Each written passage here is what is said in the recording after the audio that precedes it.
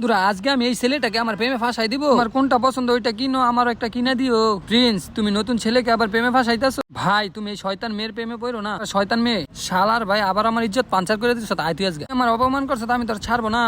এই যিনি এই প্রিন্স, তোমরা এগুলো কি করতেছো স্কুলের ভিতরে? হ্যাঁ, স্কুল থেকে বেরিয়ে যাও। শালা আমি যখনই পড়তে লই টেবিলটা খালি লড়তাছে, পড়মু এখন খেলতে চলে যাই। এত মোটা মেয়ে বসলে তো অবশ্যই টেবিলটা লড়বো। টেবিলের স্ক্রুপটা ঠিক করে দিই। দেখো যিনি, তুমি 1 নাম্বার হয়ে গেছো। দাও দেখি। এই দৌড়ায় না, পইরা যায় বাগা। মুখ পুরা প্রিন্স, তোর জন্য আমি পইরা গেছি, আমার মোবাইলটা ভেঙে গেছে। বন্ধুরা সাথে সাথে প্রিন্স ওর মোবাইলটা আমাকে দিয়ে দে। প্রিন্স আমাকে কত ভালোবাসে তোমরা দেখো বন্ধুরা। সাথে সাথে বন্ধুরা আমার সাথে পোল্টি মেরে আমার বন্ধুর সাথে গিয়ে প্রেম করা শুরু করে দিছে।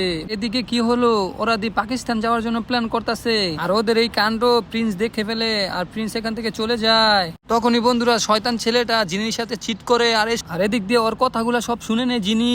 তখনই জিনি কাঁদতে থাকে আর প্রিন্সের কথা মনে করতে থাকে। বন্ধুরা পার্ট 2 দেখার জন্য লাভ কমেন্ট করো।